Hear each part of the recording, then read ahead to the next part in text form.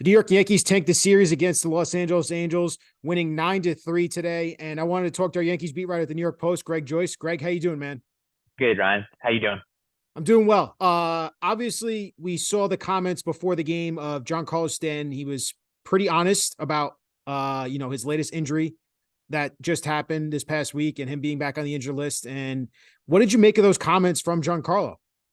Yeah, we talked to him for 5-6 minutes this afternoon. He was pretty hard on himself, like he said. He said it's unacceptable that this is happening again right now at this point in the season. It's almost become a yearly thing, especially early in the season.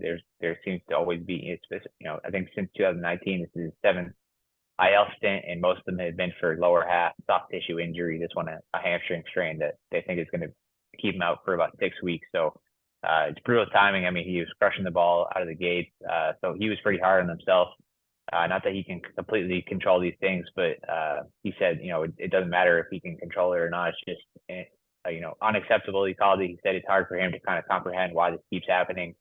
Aaron Boone threw his support behind him. He said his work and professionalism and commitment, everything in his preparation is there. It's not a lack of that that's leading to these injuries. So Boone said it's not because of that, but Stanton said he didn't seem to care what the root factor was. It's just that he needs to try to figure out a way to stay on the field, which he hasn't been able to do really since after his first year as a Yankee.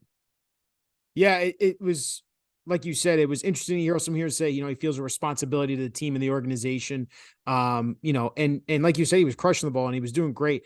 Just real quick follow up to all this with Giancarlo, the Yankees DH situation. How do you see them? Is this going to be, a roulette thing? We're going to have a different DH every single day, match here and there. How do you see this playing out over the next 6 weeks until Stan ultimately does come back into this lineup? Yeah, I think they're going to mix and match kind of depending on who they're facing on a given day. Like today, they used Gleyber Torres and were able to get Oswald Peraza start at second base.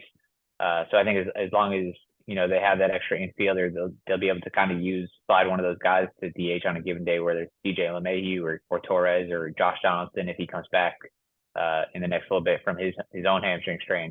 But they also have guys like Franchy Cordero who was hitting right-handed pitching pretty well before cooling off a little bit. Willie Calhoun's probably going to get some at-bats against right-handed pitching as well. So it sounds like they plan on mixing a bunch of different guys in there on a given day and getting some guys off their feet as well to have a number of different guys.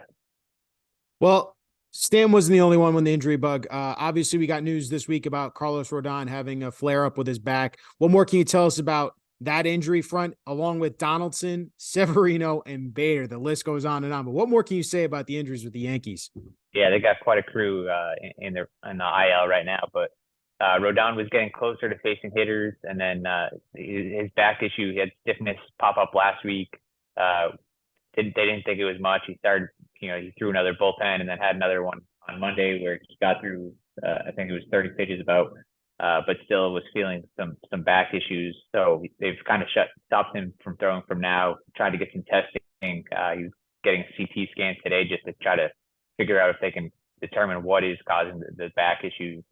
So far, they think everything seems to be fine structurally, and they hope it's just kind of a nagging thing that'll take a few days to knock out. But it seems like until they get that taken care of, he's going to be down from throwing. So in the best case, he could be back throwing in a few days, but they're kind of wait and see at this point on that.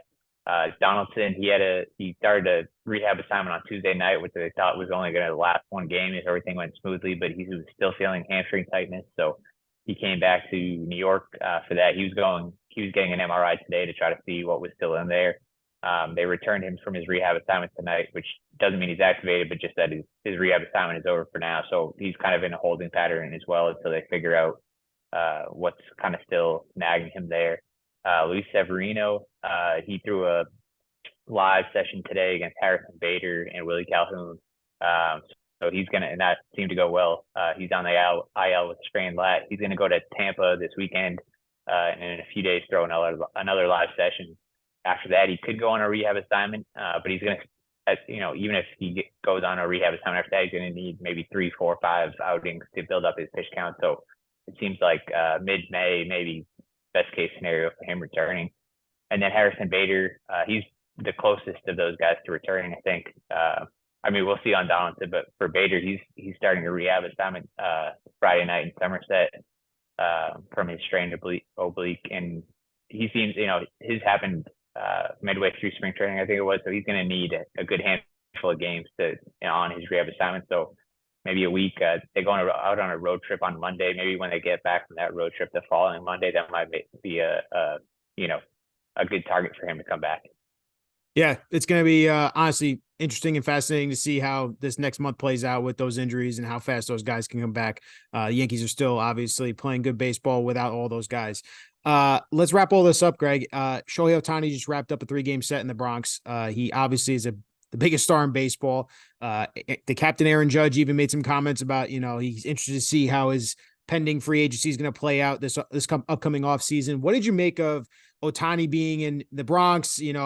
Is there something Yankees fans can get excited for? What'd you make of all this with Ohtani here in New York? Yeah, well, the one thing that's clear is that he's a show wherever he goes.